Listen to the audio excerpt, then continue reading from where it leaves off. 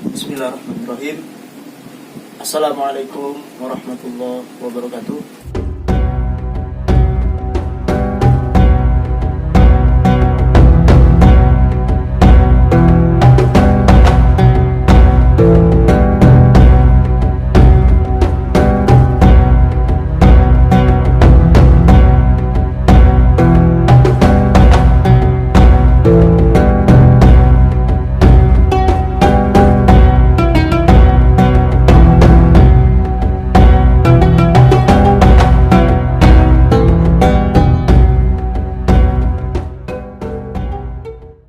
Alhamdulillah, wassalatu wassalamu ala rasulillah, wala hawla wala quwwata illa billah.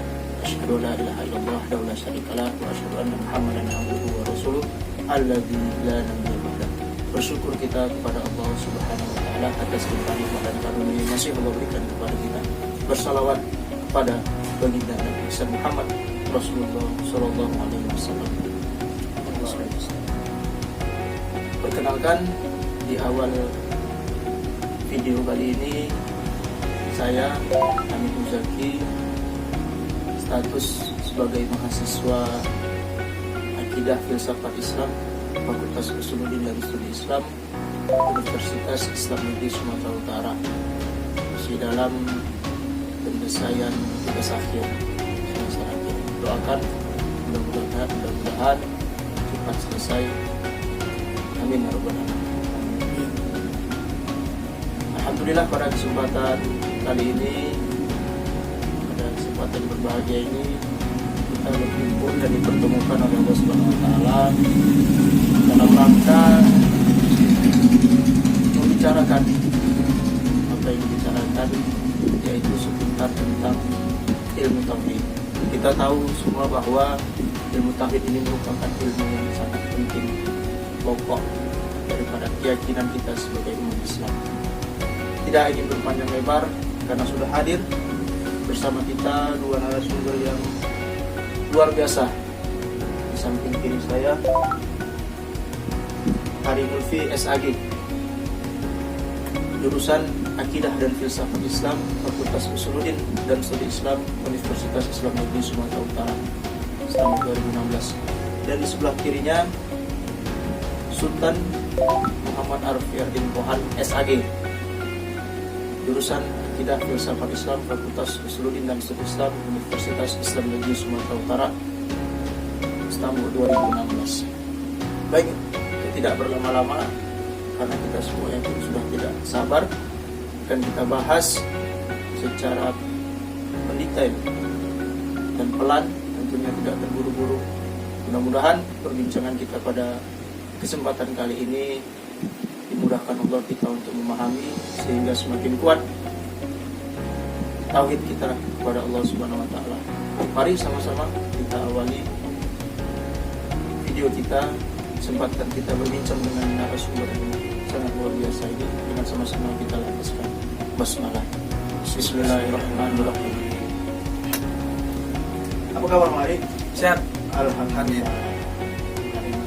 Sultan yang terharfiah di Tuhan. Alhamdulillah. Ini yang penting, ini kesehatan.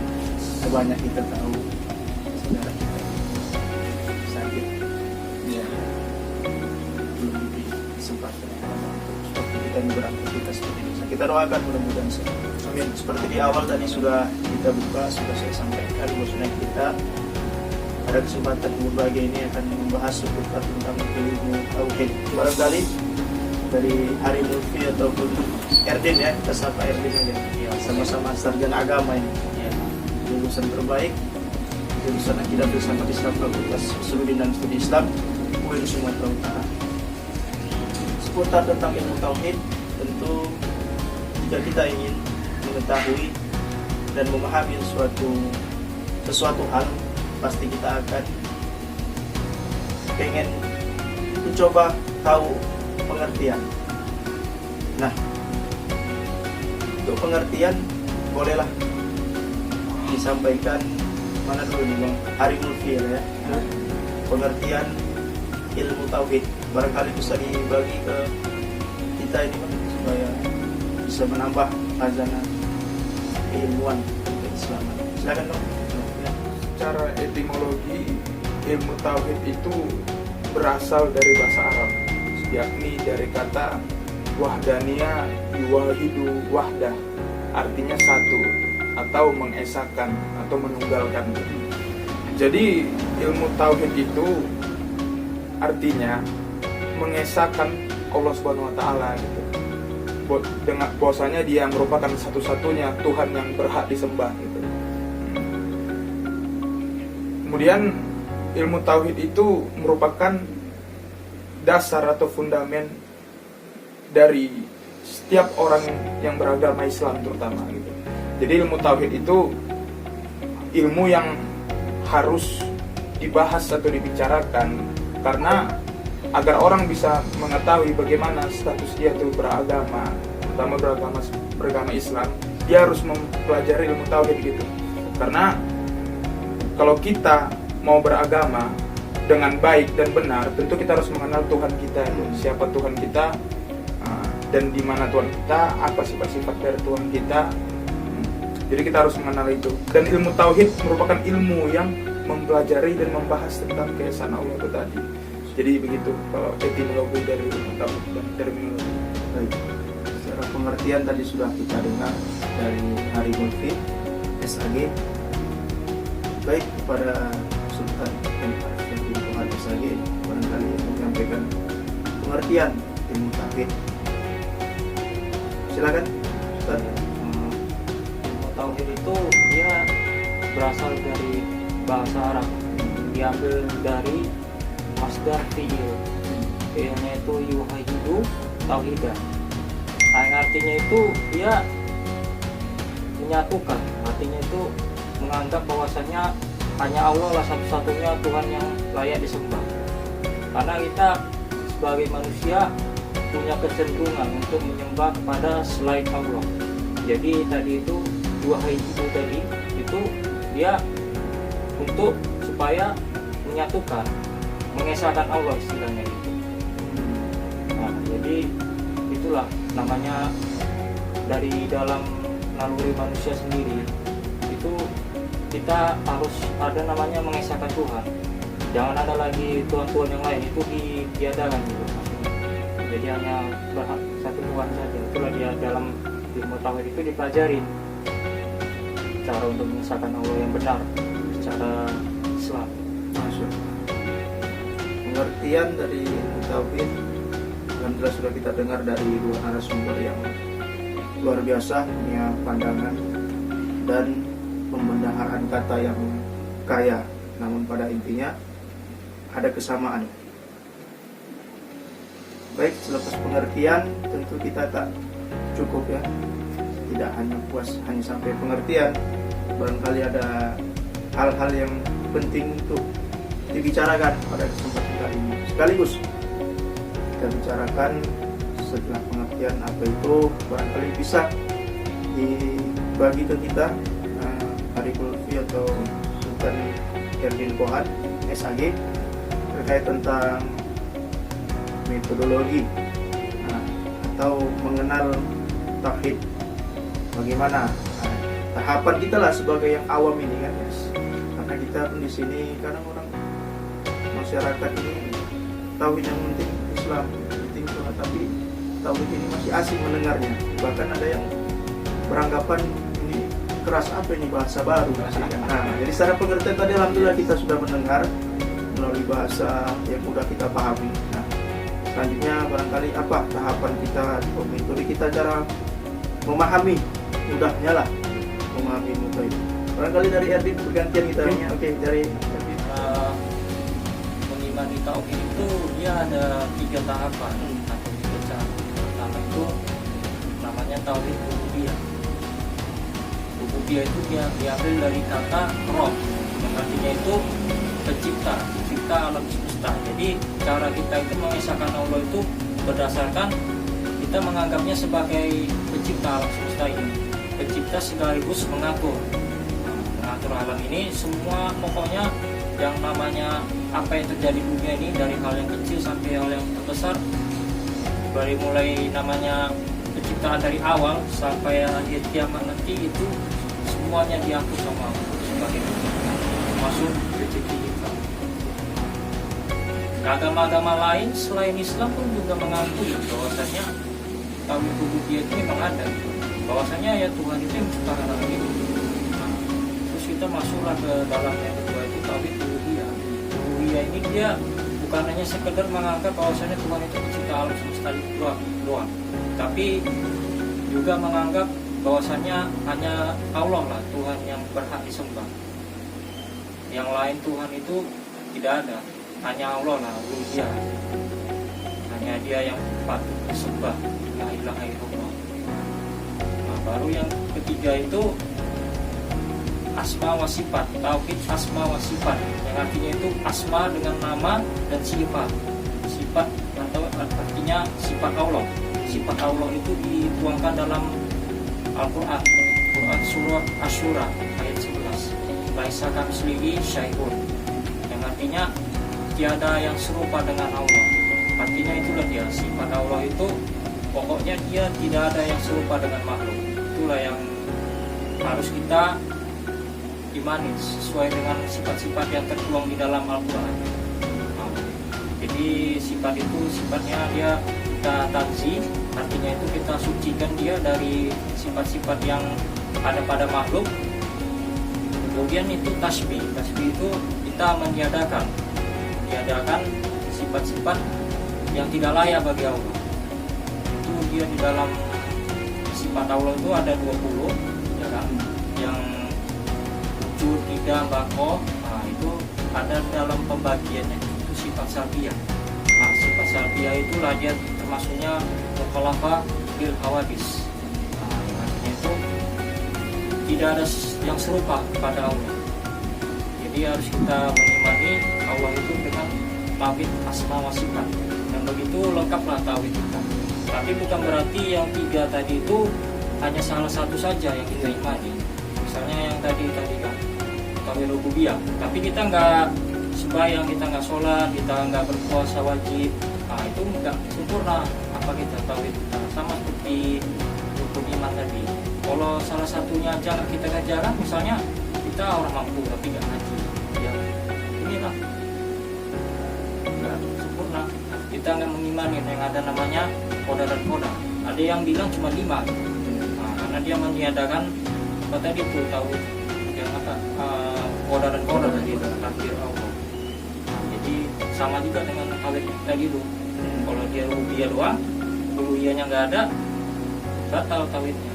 Atau dia rububiyah ada tapi asma wa sifatnya salah, ya kan? Seperti orang Mutasimah yang menyamakan antara Allah dengan makhluk, karena mereka mengimani ayat-ayat Al-Quran itu seperti layaknya, seperti ala kadarnya gitu. Misalnya Allah mengatakan ada wajah, ada tangan, ada kaki gitu, habis disamakan dengan makhluk. Ya, kira-kira itu. Kita mendapat penjelasan dari satu narasumber, tambah wawasan. Insya Allah bertambah.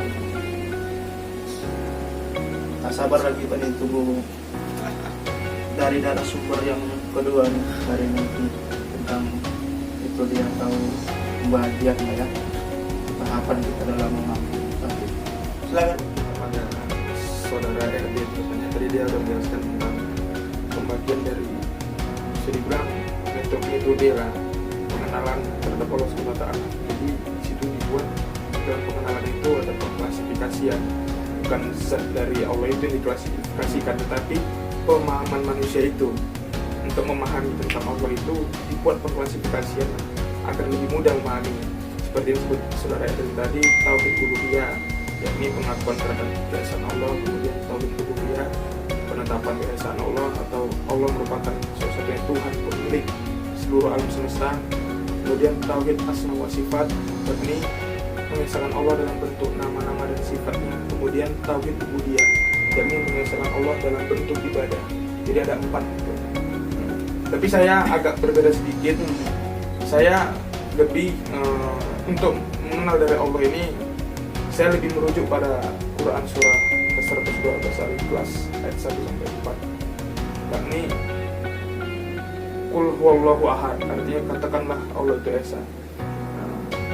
Jadi di situ kalau bagi dari Nurul Khalis Majid, dia bilang bahwasanya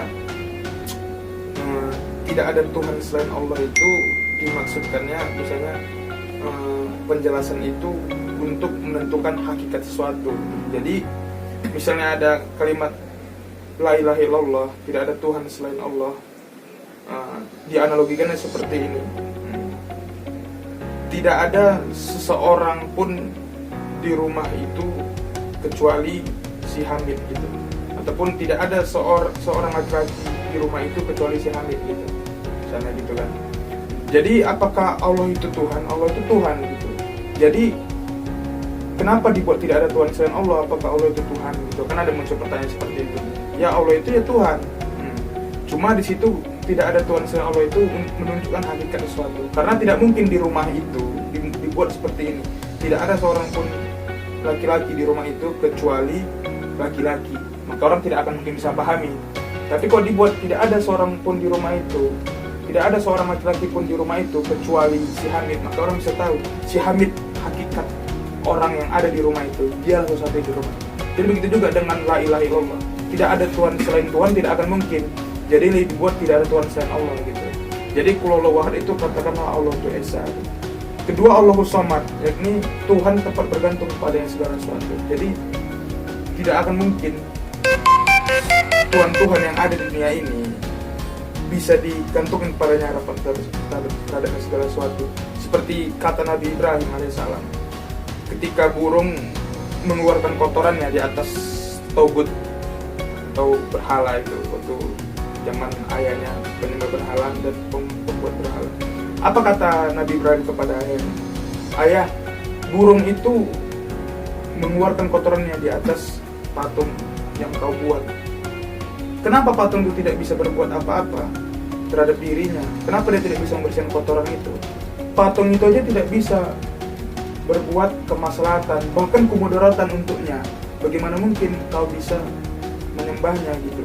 Jadi itu tadi. Sedangkan Allah Subhanahu wa taala tempat di mana kita bergantung padanya segala sesuatu. Tempat kita memohon. Ketiga lam yalid wa lam yulad. Ayat ketiga. Tidak beranak dan tidak pula diperanakkan. Jadi Allah itu tidak diciptakan dia, dan dia telah ada sebelum ruang, waktu dan tempat itu ada. Jadi dalam hadis itu allazi ayatul aina la yuqallu annahu aina.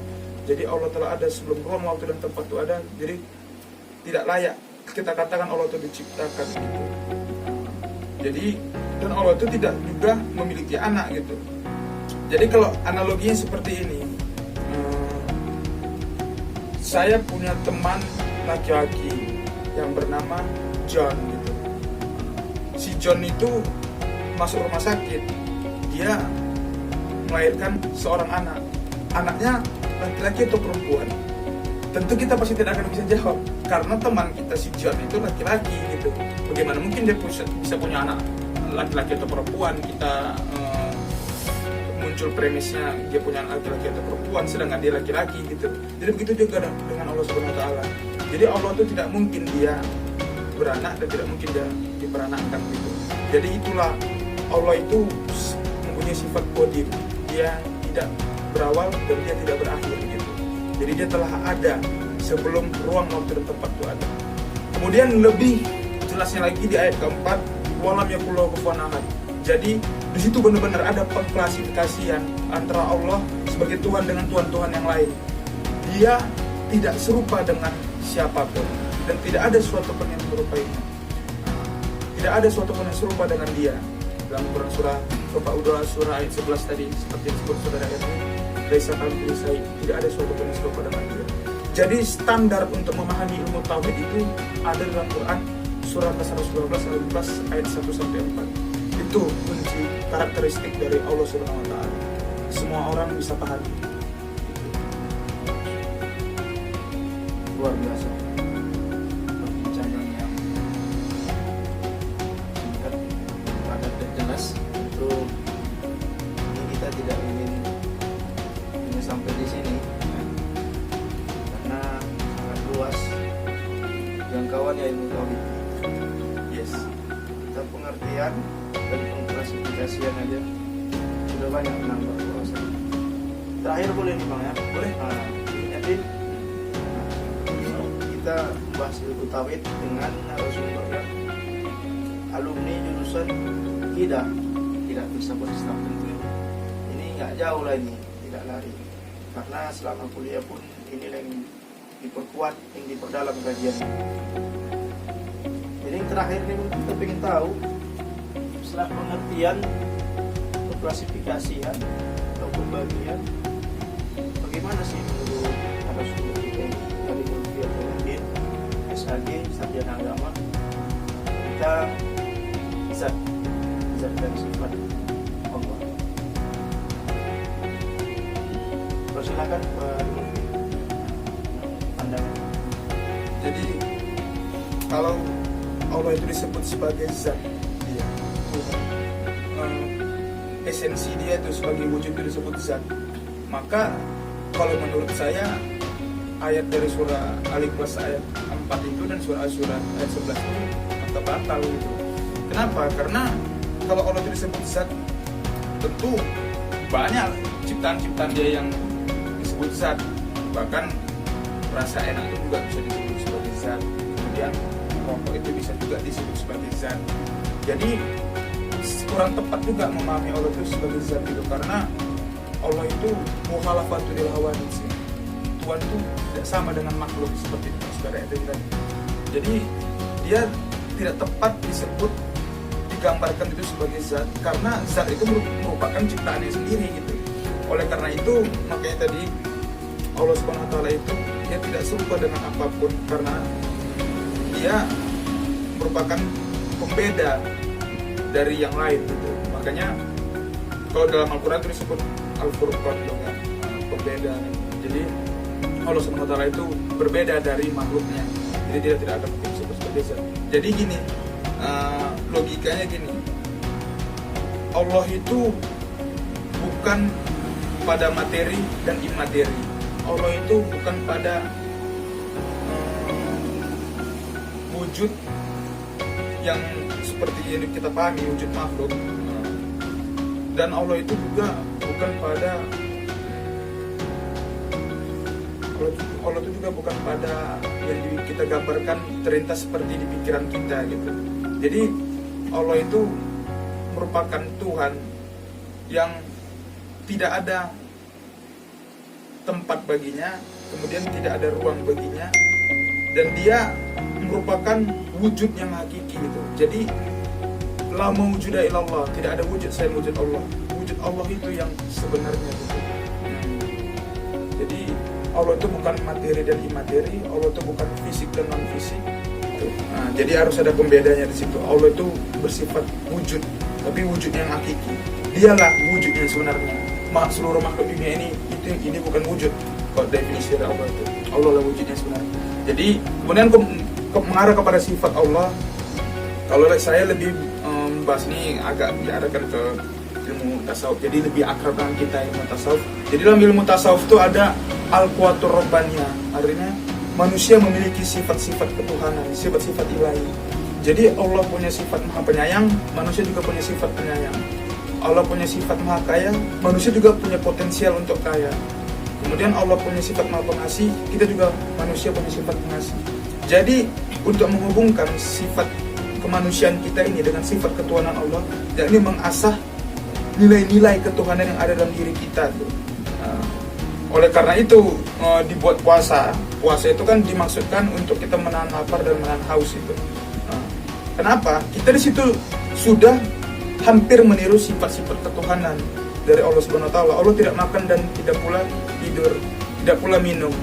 Jadi di situ kita meniru sifatnya supaya energi spiritual yang ada dalam diri kita itu bisa teraktifkan gitu dengan meniru sifat-sifat Allah. Semakin orang semakin sedikit makan dan semakin sedikit minum, maka dia tuh akan semakin giat beribadah. Maka Nabi Muhammad SAW dalam sejarahnya itu dia hampir dalam hidup itu dia jarang sekali kenyang gitu.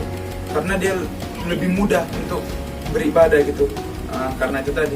Jadi kalau dalam sifat-sifat Allah itu kita harus mengasah potensial sifat-sifat ketuhanan, nilai-nilai ilahi dalam diri kita itu, supaya kita bisa dekat, terkoneksi dengan Allah. Karena hanya dengan sifat penyayang itulah kita bisa dekat dengan Maha Penyayang. Hanya dengan sifat pengasih itulah kita bisa dekat dengan Yang Maha Pengasih. Dan hanya dengan sifat kesucian kita yang kita miliki itulah, kita balik ke fitrah kita, maka kita bisa dekat ke Maha Suci. Siapa Maha Suci itu? Allah Subhanahu Wa Taala. Jadi itu mungkin yang bisa saya katakan.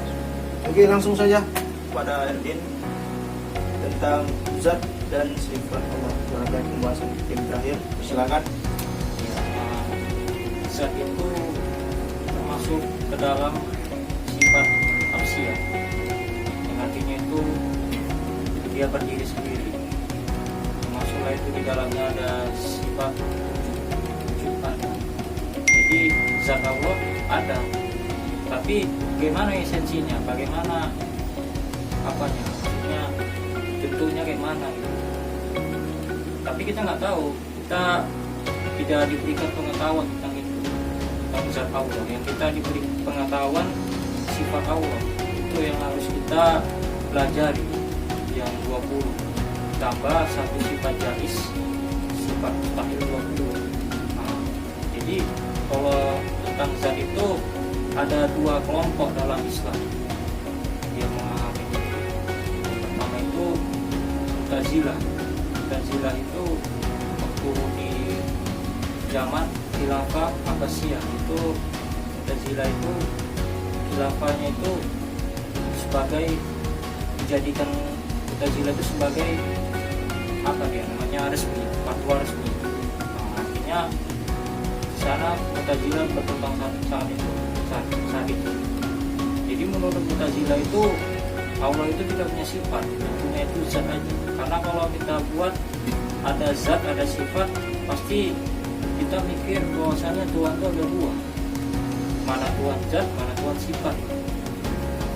Tapi sama Ahlussunnah wal Jamaah yang dibilang sama Abu Hasan Asy'ari, zat itu melekat pada sifat, atau sebaliknya juga sifat itu melekat pada zat. Yang artinya itu kita tidak bisa melepaskan sifat. Ada zat pasti ada sifat. Yang kita itu wujud itu sifatnya. Tapi zatnya ada. Tapi gimana apanya, esensinya? Kita nggak tahu. Kita tidak diberikan pengetahuan tentang itu. Yang kita pahami itu Allah itu ada. Nah, bagaimana sifatnya? Sifatnya itu dia tidak serupa dengan makhluk, tidak diserupakan. Masuklah di dalamnya, kalau dia zat, pastikan kita tahu zat dalam fisika itu kan dia harus memenuhi ruang dan waktu. Ada dia namanya zat cair, zat padat, ada zat uap atau asap itu. Jadi di dalam zat itu ada juga namanya itu waktu. Kalau dia masih dalam waktu sekarang, di masa depan atau di masa lampau, itu dia dibilang zat. Tapi zat itu berbeda antara zat Tuhan dengan zatnya makhluk yang ada di dunia. Kita tidak diberikan pengetahuan tentang zat Allah itu seperti apa. Yang pantas kita imanin itu lagi, zatnya ada, artinya itu ya Allah gitu. Tapi gimana bentuknya kita nggak tahu.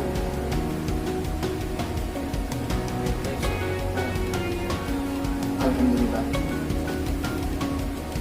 Sahabat, kawan, kerabat, sahabat muda, generasi muda, para intelektual, pemikir dimanapun berada, alhamdulillah sudah selesai perbincangan kita tadi dengan dua narasumber, alumni Akidah Filsafat Islam Fakultas Usuluddin UIN Sumatera Utara.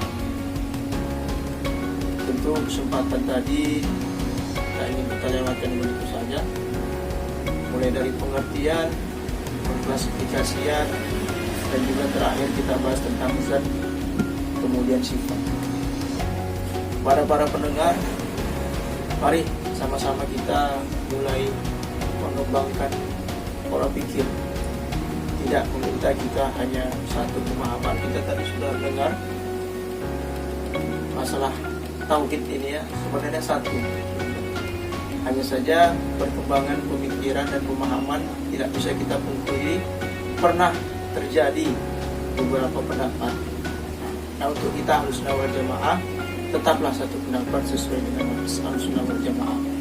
Secara pengertian tadi Ari Mulfi sudah menjelaskan tentang ilmu tauhid, dan juga Sultan Erdin sudah menjelaskan pula tentang ilmu tauhid. Sudah sama-sama tadi kita dengar mengenai tentang pengertian secara bahasa, dan juga pengklasifikasian. Sama tadi narasumber kita menyebutkan uluhiyah, rububiyah, dan asma wa sifat. Erdin tadi menyampaikan pandangannya bukan berarti itu tiga yang harus kita iman, yang harus kita pedoman, dan juga tidak bisa salah satu. Jadi kalau bisa tiga-tiga itu merangkap, tiga-tiga itu merangkap, tidak bisa hanya salah satu. Kemudian zat dan sifat tadi luar biasa, mengenai juga masalah pengklasifikasian lebih kepada surat 112 surat Al-Ikhlas sudah dijelaskan tadi menurut tafsir Al-Faris Majid, dan juga Sultan Erdin Asy'ara Laisa kamitslihi syai'. Dan juga zat dan sifat Allah, mengenai zat dan sifat Allah sudah memberikan pandangan dua narasumber kita. Mudah-mudahan kesempatan ini, video kali ini, perbincangan kita di kesempatan yang berbahagia ini dapat menambah wawasan, memperkaya ilmu kita, khususnya seputar ilmu tauhid. Jadi ilmu tauhid ini penting sebagai landasan yang disampaikan Erdin, karena ada kecenderungan manusia itu bisa menyembah kepada itu. Dan juga Bang Hari menyampaikan secara pengertian harus kita pahami. Jika kita ingin mengetahui sesuatu, memahami sesuatu, pengertiannya dulu. Jadi Bang Hari sampaikan ilmu tauhid merupakan ilmu yang sangat fundamental, ilmu yang pokok, yang dasar, yang harus dan wajib kita pelajari dan kita pahami sebagai kita umat yang beragama di muka bumi. Sehingga apa yang kita pahami dapat kita praktekkan, tidak hanya memperbaiki hubungan kepada Sang Pencipta, Khalik, dan tentu membawa keberkahan dan berkesinambungan maslahatnya kepada sesama manusia. Terima kasih atas waktunya beberapa menit ini. Mudah-mudahan pertemuan kita, perbincangan kita pada kesempatan ini mendapat berkah dan rahmat dari Allah Subhanahu wa taala, tidak lain dan tidak bukan. Mudah-mudahan tujuan kita dapat dipahami oleh penonton, sudah diberikan Allah kemudahan untuk mengetahui, sehingga yang lupa-lupa yang pernah dipelajari kembali teringat, dan juga lebih memperkaya, karena sudah narasumber kita menyampaikan dengan berbagai macam pandangan, pada intinya tetap satu. Inilah kita sebagai mahasiswa ya, alumni bidang filsafat Islam, pikirannya tentu universal, sistematis, dan tidak jumud, tidak kaku. Barangkali ini awal, itu jangan berhenti sampai di sini. Ada banyak pembahasan yang harus kita bahas kembali, yang harus kita ulas kembali, yang harus kita bincangkan dalam kesempatan ke depan. Baik sahabatku, generasi muda, intelektual, para pemikir, mahasiswa, siswa, dimanapun berada, siapapun Anda, siapapun kalian, mari sama-sama kita perdalam ilmu tauhid. Barangkali demikian. Sampai jumpa di video kali selanjutnya. Apabila ada pertanyaan, boleh nanti diajukan di nomor yang tertera. Jangan lupa beri hal-hal positif seperti like dan subscribe. Mudah-mudahan dimanapun kita bisa berfastabiqul khairat melalui media online. Mari sama-sama kita manfaatkan kesempatan berbuat. Demikian, mohon maaf atas segala kekurangan dan penyampaian yang tidak pada tempatnya. Terima kasih atas perhatian, mohon ampun kepada Allah. Wabillahi taufiq wal hidayah. Assalamualaikum warahmatullahi wabarakatuh. Waalaikumsalam warahmatullahi wabarakatuh.